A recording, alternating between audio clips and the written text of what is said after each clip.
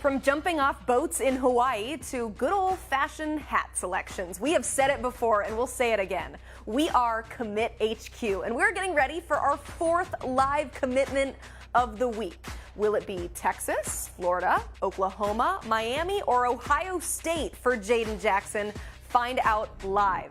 And we've got the latest on an upcoming decision. The top running back in the nation, Tatum, is just days away from his commitment. We'll tell you who's involved and who leads. Plus, a time of transition for Northwestern. How do the ongoing lawsuits and hazing scandal impact recruiting? We'll discuss all that and more as the college football recruiting show starts right now. For the next 3 to 4 years, I will be taking my talents to the University of Oregon. Go Ducks. I love the fit for both sides. I think he's one of the top linebackers in the country, not just out west. Take it away, Anelu. Tell us where you're playing your college football. The Wisconsin Badgers, I love the violence that he plays with. He's got a relentless motor. For the next 3 to 4 years, I'd like to announce my commitment to the University of Missouri. I just felt like that was a place for me. For the next 3 to 4 years, I'll be taking my talents to Virginia Tech. He's just phenomenal. He's a workaholic. You're talking about a kid who scored a touchdown about 1 every 3 times he caught the ball.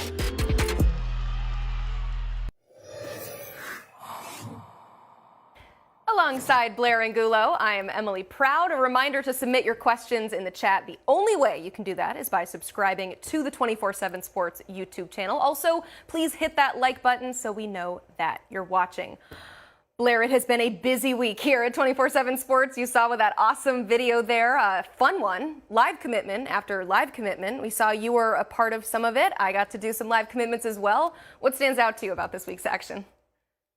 For me, it's the unique announcement of Anelu Lafaele, not only doing it on the water, but the way they announced that commitment. And something that was lost was Kakai Burnett was actually the one making that hit. Who's Kakai Burnett? He committed to Oregon State recently, a couple weeks ago. So not only was it about Wisconsin getting a big win, but Oregon State getting a huge win as well on the recruiting trail based on how Kakai Burnett can tackle. That was an impressive tackle. If he's ever asked to tackle somebody into the water, that is your guy. All right, that's not the only thing that happened this week. We have a few headlines to roll through, and that continues with more commitments. We're keeping it rolling on today's show. In just a bit, 3-star defensive lineman Jaden Jackson will join us to make his college decision. Blair, it's down to Texas, Florida, Oklahoma, Miami, and Ohio State. Where are you leaning as we're minutes away? This has been a back and forth battle, a very tight race, as our colleague Greg Biggins called it earlier this week. A lot of recent buzz, though, is on Oklahoma, and what a huge win that would be for Brent Venables. All right, that decision is coming up at the end of today's show. Now for an upcoming commitment, 4-star linebacker Braden Platt will make his choice with us here on the 24/7 Sports YouTube channel on September 4th. That also happens to be his mom's birthday. He just narrowed down his finalists to 2. You got Oklahoma and Oregon. So what could one of those programs add if they land Platt? Well, first of all, a great son, right? Celebrating his mother's birthday and making a huge moment, but unquestionably one of the most athletic linebackers in America as well. Not only is he a physical and bruising tackler, but Platt is also a state champion in the shot put, so he has all the traits you look for at the position. 5-star son for sure. All right, meanwhile, Tatum, the top running back in the 2024 class, will announce his commitment next Friday, July 21st. Many schools are fighting over his services, but it looks like he's narrowed it down to Oklahoma and USC. But just to be sure, we should check with the most plugged-in person in the game. That means that it is time for the Wiltfong Whip Around with our Director of Recruiting, Steve Wiltfong. Steve, Tatum's commitment is winding down, so what are you hearing about this upcoming decision? Well, I had a chance to talk with Tatum earlier today, and he is trying to narrow it down from USC and Oklahoma to that lucky one. And he's given himself till Saturday, so he's still in limbo between these two programs. Spoke highly about each school. For USC, who got the first official visit of the first weekend of June, talked about Lincoln Riley's offense. They said it's hard to deny an offense like that. Talked about the different schemes he runs out of that, and said, like I said, they throw the ball to the running back as well. Talked about some of the historic running backs that Lincoln Riley has coached, and he loves the trajectory of the program, that he sees them in the playoffs real soon. Oklahoma got him back to campus the weekend of June 16th. He's excited about the opportunity to play in the SEC, not only for football, but for baseball. This is a young man that's going to play 2 sports on the next level. His relationship with DeMarco Murray, Oklahoma's running backs coach, is second to none. And he's talked about in the past the opportunity to play with Jackson Arnold, the quarterback that Oklahoma signed in the 2023 cycle. He's predicting Jackson Arnold is a Heisman winner down the road, and that's someone he'd like to play his college football with potentially. So there's a lot of excitement around Oklahoma and Taylor Tatum as we talk right now, but USC still battling here, and I wouldn't rule the Trojans out. Steve, you spoke to a couple other prospects that are set to make their decisions in the next couple days, and both of them are trending towards Arkansas. Number 6 corner in the country, Selman Bridges, as well as top 24/7 running back Braylon Russell. They will be committing live on the 24/7 Sports YouTube channel at 7:45 Eastern. How important and how significant would it be for Sam Pittman to land these 2 prospects? Well, Sam Pittman had his Arkansas program ranked in the top 10 at various points in each of the last 2 seasons, and this is one school to watch that can maybe make the next big step in college football, perhaps remind us of those early 2010 teams that went to the Cotton Bowl and the Sugar Bowl, and these are 2 more recruits that can help them get there. Braylon Russell ran for over 1,600 yards and 26 touchdowns as a junior, can also catch the football, 224 yards receiving. And Selman Bridges, 6'3", tremendous length, a smooth corner. Arkansas ranked 130th against the pass last year. He's someone that would certainly help the trajectory on the defensive side of the ball if they're able to land Selman Bridges. Battling Tennessee for Braylon Russell, battling USC, in my opinion, for Selman Bridges, but I like where the Razorbacks stand today.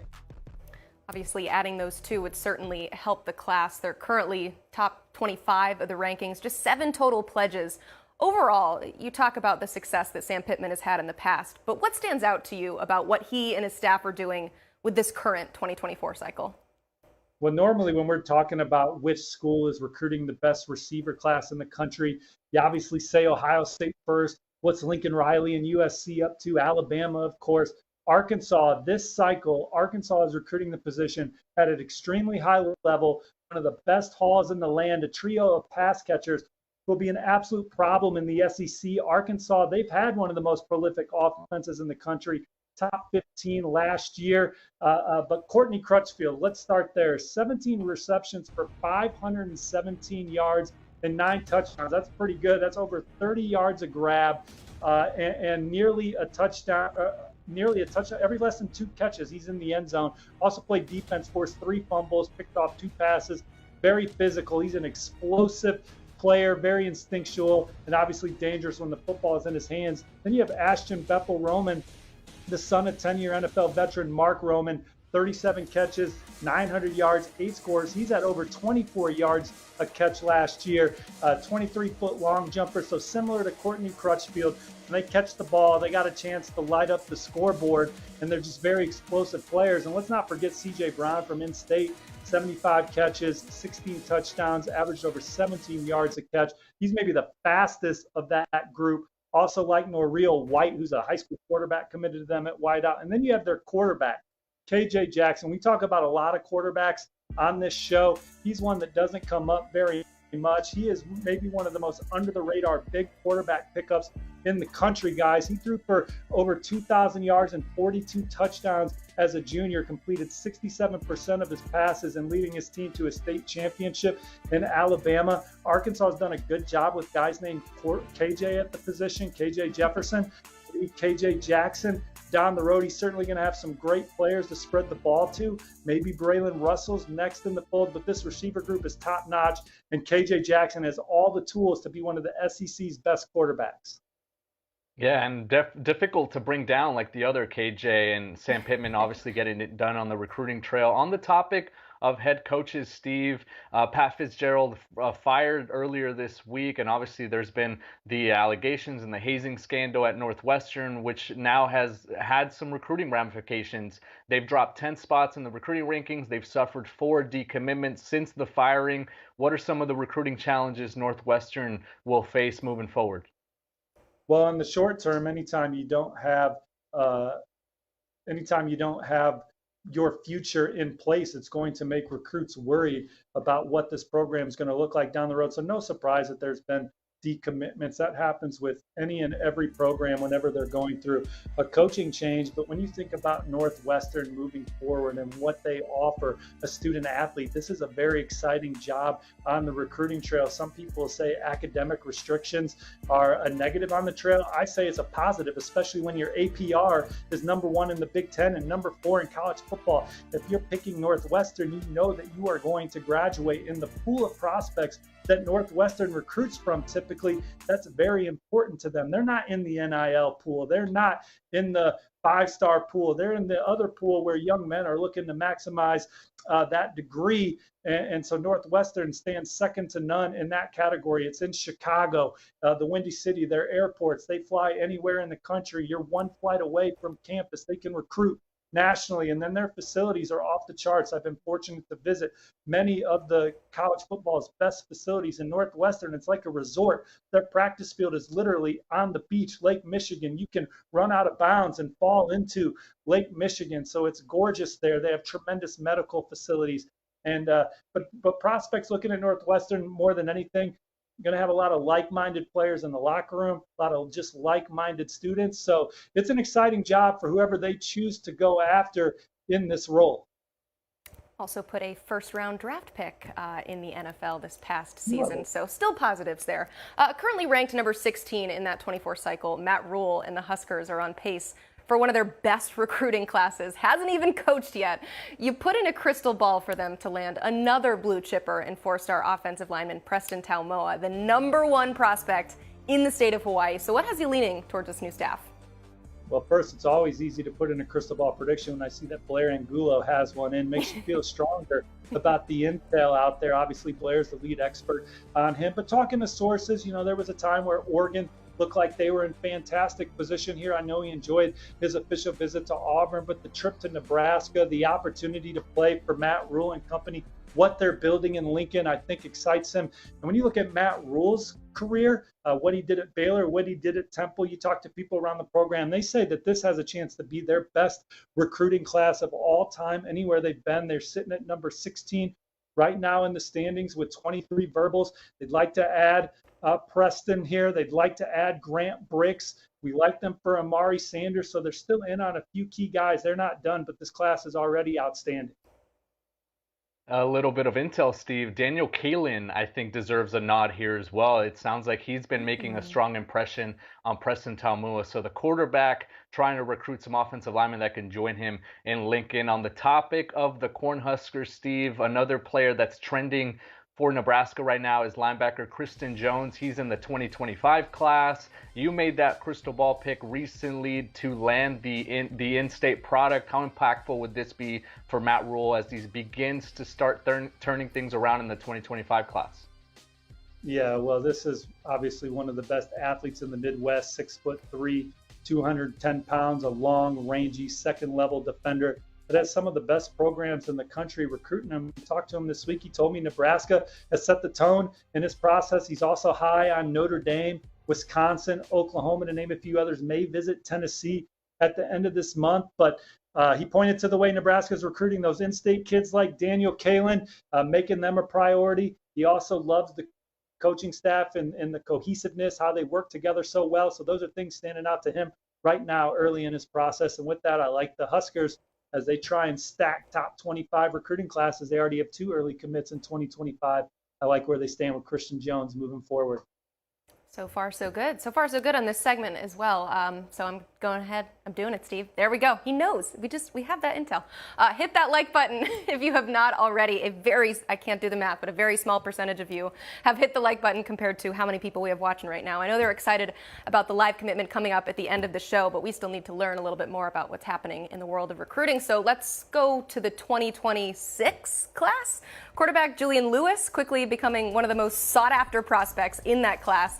He's got 40 offers already to his name. All big-time programs are coming after him. What makes the Carrollton, Georgia product so special? Well, he threw for over 4,000 yards and 48 touchdowns as a freshman, a very anticipated season. He's been on my radar since he was in the 7th grade. Saw him at a QB Collective event in Indianapolis when he was going into middle school. So he's a guy that college coaches have known about for a long time. He's camped, and he lived up to that billing in that first season, leading Carrollton High to the state championship game. His high school coach, Joey King, also coached Trevor Lawrence through his high school football career. He put out his top 8. 3 schools that I'm keeping an eye on early for him right now. You have Georgia. He's been there the most. They're the closest program. He likes Mike Bobo and Kirby Smart. Then you have Alabama, been there several times as well. Bama is Bama. He said, but likes Nick Saban. He's starting to connect with new offensive coordinator Tommy Rees. But the program I think I like the most right now for Julian Lewis is USC. He's been out there 3 times, looking to get back there for a game this fall. He's gotten a lot of one-on-one time on his visits with Lincoln Riley. He's watched film with them, been on the board with them. He pointed to USC getting Cliff Kingsbury in there. He's talked about their quarterback room and the development of guys in the past, and then certainly Caleb Williams. And he said that's one of the harder things to miss there. So I like where USC stands for this young man early in his process. He's going to go see some games this fall. LSU, one of the other contenders to maybe keep an eye on. But we know Lincoln Riley typically gets the guy that he targets the most at the position each and every cycle. He's all in on Julian Lewis right now, got in early and recruiting the heck out of him. Wow, a quarterback interested in playing for Lincoln Riley. Wouldn't you know it? We got some viewer questions here for you, Steve. I want to ask this first one from Andrew. He wants to know if you have any knowledge of when Aiden Breland plans to commit and maybe his top team.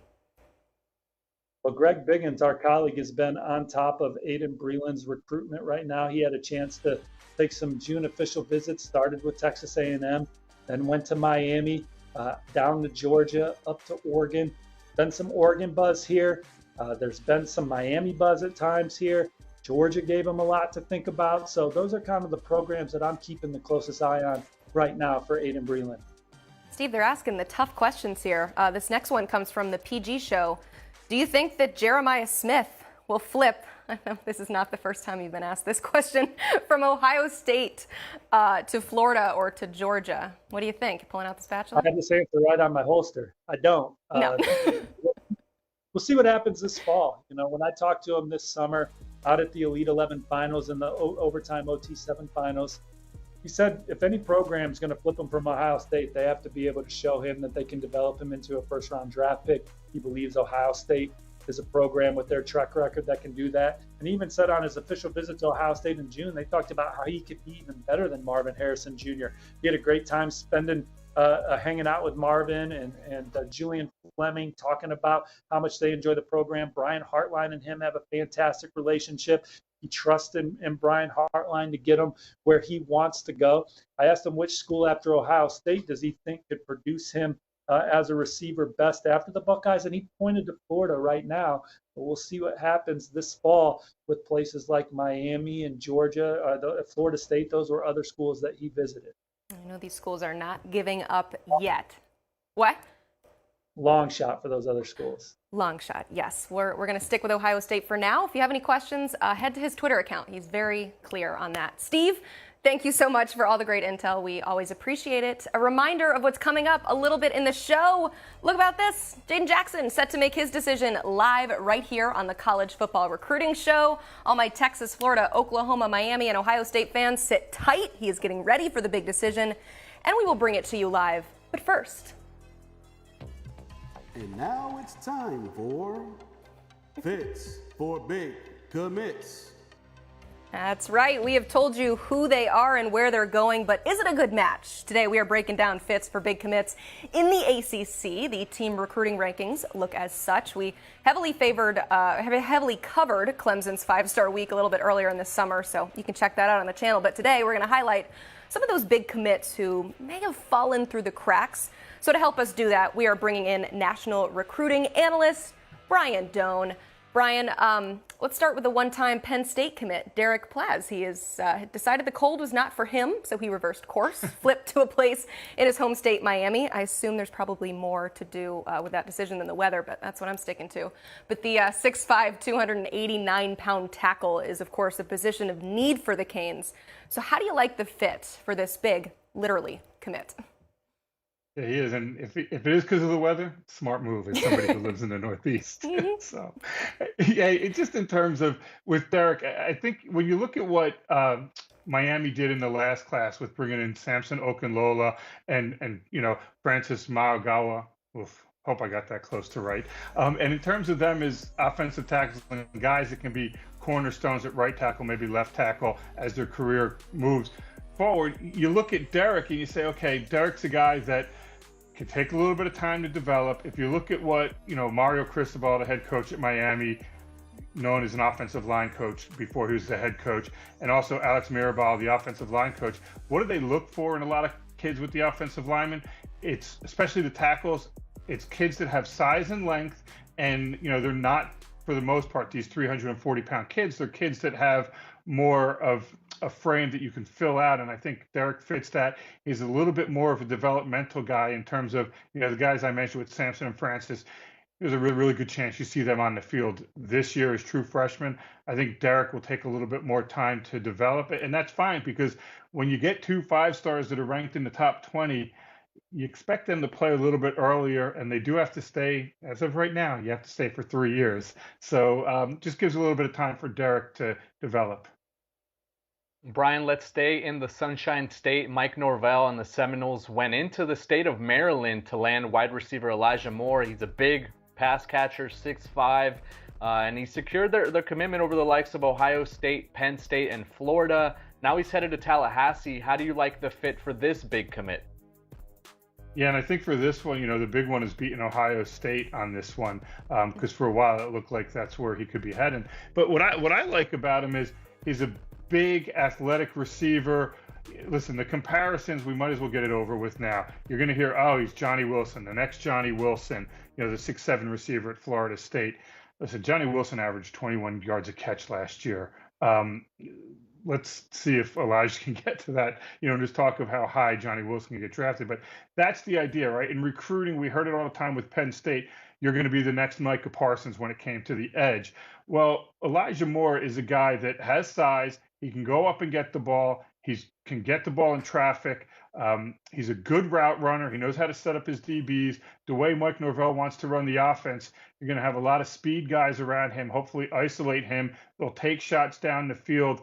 And I think that if you look at Elijah Moore, the one question is speed, top end speed, but he gets out of breaks.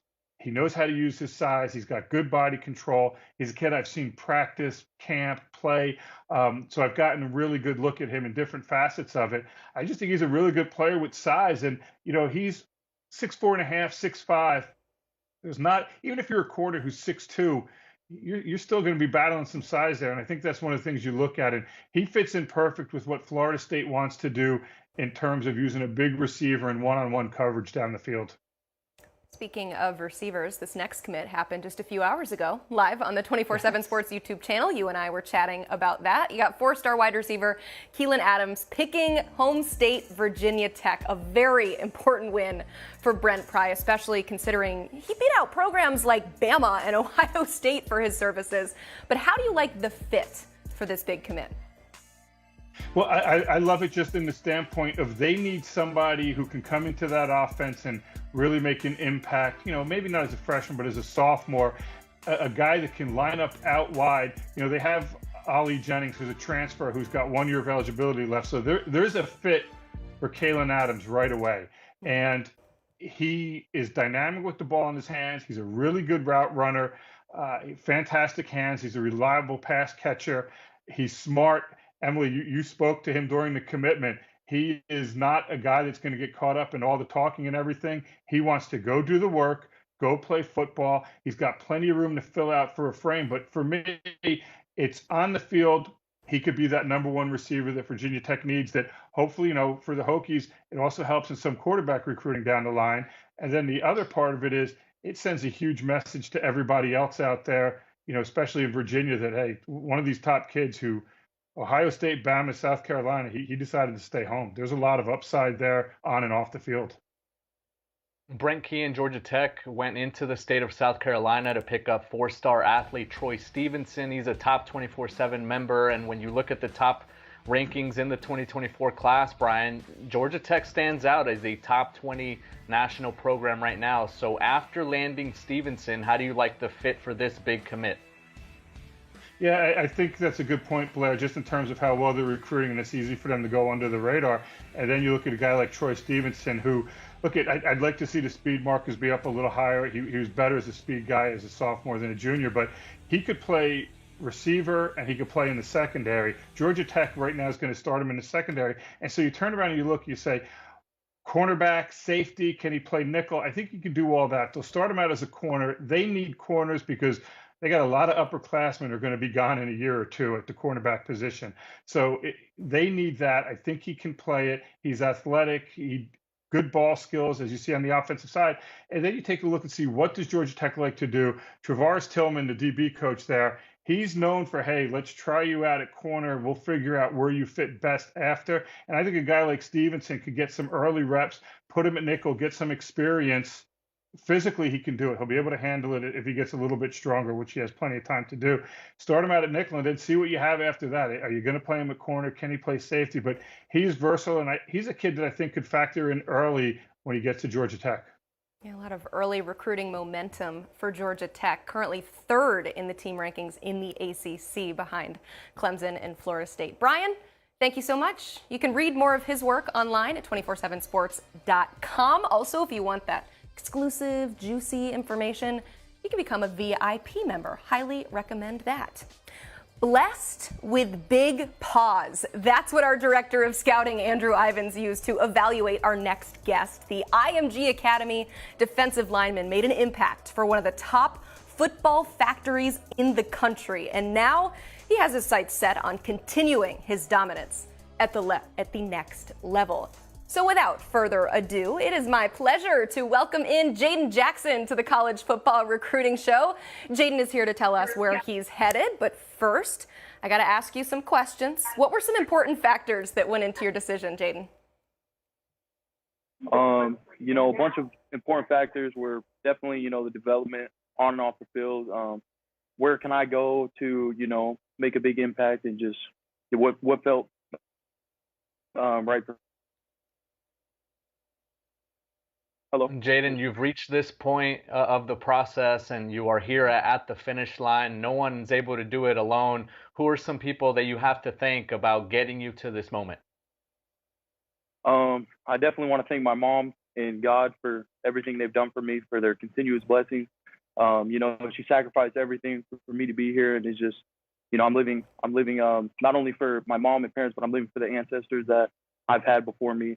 Coming to America and just. I also want to thank my coaches, every single coach that has continuously took time out of their day to spend with me, coach and develop me as a player and better my game.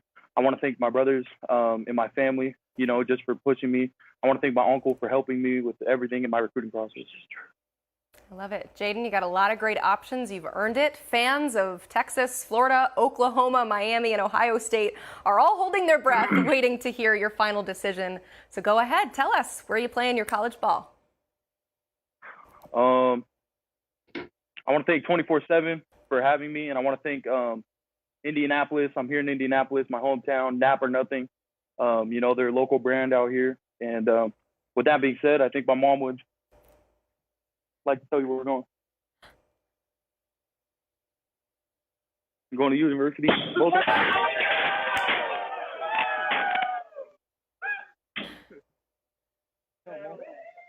Oh my goodness, what a celebration. That is fantastic. We got some breaking news here. Oklahoma, it is for Jaden Jackson. Man, I feel bad keeping you from the party that's happening right now, but we gotta learn more. I mean, Jaden, what stood out about Brent Venables and his program that ultimately led to your commitment today? So going down there, taking my official visit was just crazy for me and my family. Brent Venables, I know he's going to change this program. He's going to build it from the ground up. He's done it multiple times. And I've plenty of faith in him and Coach Bates, just developing me, getting me to the league as quick as possible. Jaden, a defensive-minded head coach there, and you're headed to Norman to play some defense for the Sooners. We have a lot of Oklahoma fans watching right now. What is your message to them about the type of player that the Sooners are getting once you step on campus? They're going to get a humble man. I'm all in. I'm not looking to go anywhere else. Transfer portal. I'm 100% with this program. Yeah. I love it. Jaden, thank you so much for allowing us to be a part of your commitment. A huge congratulations to both you, your mom, and everybody else that was a part of this big day. Thank you again. Yep, thank you. So there you have it. Jaden Jackson has picked the Oklahoma Sooners. Our breaking news out of IMG Academy, committing to the Sooners. A huge pickup for Brent Venables as he transitions his squad to a bigger and beefier SEC in 2024. Blair, what kind of impact can this guy bring to Norman? That's exactly the type of player that they need in this transition into the SEC, right? This is a type of defensive lineman that I think every college football program covets. The head coach, Brent Venables, targeted him and really wants to make him a cornerstone and a centerpiece of what they want to do up front. He is explosive. He's got a tremendous motor. His get-off, the way he attacks gaps is really impressive. And our director of scouting, Andrew Ivins, said it best. He's got huge pause, right? And he's able to use that to really force the issue and really knock back blockers, which I think gives them a huge advantage as soon as the ball is snapped. So a disruptor in the middle, that's exactly how Oklahoma wants to build their defense heading into the SEC. Yeah, blessed with big paws. I love that. It paints a picture, and what an exciting day for Jaden Jackson and all those Sooner fans out there. I see you in the chat right now. You're very excited. You're listening to our show right now. You're watching our show. So I will take this time to remind you to check out SoonersIllustrated.com. They are the place to go for all things Oklahoma. I know the guys are working really hard at Big 12 Media Days right now. So go ahead and check out their coverage of that and all things football and recruiting. I think right now we're going to answer some viewer questions, Blair, because the chat is exploding. The people are very excited to learn a little bit more about this commitment, but there's also a lot of people that want to know what else is happening in the world of recruiting, and so that's what you are here to do. So let's ask this first question. Karsten wants to know, now that Jaden Jackson has committed to OU, what does that say about the direction of his IMG teammate and five-star defensive lineman David Stone? I saw that name a lot in the chat today. Yeah, it can't hurt, Emily, because David Stone has been a top target for Brent Venables now for well over a year. And in fact, if you go over to his 24/7 Sports profile, there's been a crystal ball for the Oklahoma Sooners for well over 15 months, and that's from none other than Steve Wiltfong. So now you have Jaden Jackson in one ear, you have Brent Venables in the other ear. Jaden Jackson being able to play alongside him on Friday nights there at IMG Academy probably will not hurt Oklahoma's chances. Miami, Florida, Michigan State, they're all involved. They all got official visits during the month of June. But if you're a Sooner fan and you like the direction of kind of what they're doing on the recruiting trail, David Stone is a huge component of what they want to do this cycle, and getting Jaden Jackson is certainly a big plus, and potentially also teaming him up with David Stone at the next level. I love You hear that sound, you know what it means. Just because we have no show over the weekend, it does not mean that the recruiting world stops. So it is time to mark your calendar so you don't miss a thing. You got four-star running back Braylon Russell making his decision tomorrow live right here on the 24/7 Sports YouTube channel. That's at 7:45 Eastern. His finalists are Arkansas, Tennessee, and South Carolina. Blair, whichever SEC school has the pleasure of landing him, what do they get? a dynamic running back. He's a multi-sport star, and we've heard a number of times how much we love the multi-sport stars. Plays some basketball, does some track and field, and on the football field, he averaged more than 155 yards of total offense last season. So a player that's explosive in space and can get into the end zone, which, Emily, I've heard is pretty good. Yeah, that's a good skill to have, especially when you're playing on the offensive side of the ball. Let's go to a pair of Florida State University school teammates set to make their decisions together on Saturday. However, this does not guarantee that they will make the same pick. Mekhi Danzy is crystal balled to the Noles, and Clemson leads it for Ashton Hampton. What kind of player are these ACC foes likely to land? Two really good athletes. Danzy is a big-time athlete who actually had some SEC offers for track early on. Impressive long speed with him, and it's much of the same when you're describing Ashton Hampton. He's super productive on defense and on offense, and is also a state champion basketball player, so a lot to like about these two standouts, and I'm excited to find out where they're headed when they make their decisions. As am I. Meanwhile, the SEC is taking over our home city of Nashville, right down the road for Media Days. So keep it locked in to 247sports.com and your favorite SEC team site. So usually these are pretty sleepy events. We call it talking season. But lately, not so much with SEC Media Days. Remember 2 years ago, we learned of Texas and Oklahoma leaving for the conference. Last year, we had that kind of feud between Jimbo and Saban. So, Blair, what happens this year? I'm really interested to see if there's a spat, another one, right? Nick Saban versus Jimbo Fisher, whether or not Kirby Smart will be dragged into something. What will Lane Kiffin say? We're going to miss Mike Leach because I loved hearing him talk about weddings and his favorite type of candy. And obviously that's going to be, something that we're going to miss. But for me, it's Billy Napier. They have the number 3 recruiting class in the country right now, and they have turned things around. It's not too long ago that Florida fans were complaining about Dan Mullen and what he was saying in press conferences. So I'm excited, and I really am interested to hear what Billy Napier has to say when he's at the podium. I'm looking forward to whatever happens. I have high hopes, though, considering the last 2 SEC Media Days. Mike Leach's words will forever live on, though. He has given some great life advice. Looking forward to seeing what happens this year at SEC Media Days. Thank you for joining us, for asking great viewer questions, for liking this video. I'll ask you one more time, though, if you have not already, hit that like button and be sure that you are subscribed to the 247 Sports YouTube channel always, but especially this weekend. We have so many commitments coming up. We tried to make sure that you are ready for all of them, but the best way is to make sure that you are subscribed. For Blair Angulo, I'm Emily Proud, and this is the College Football Recruiting Show.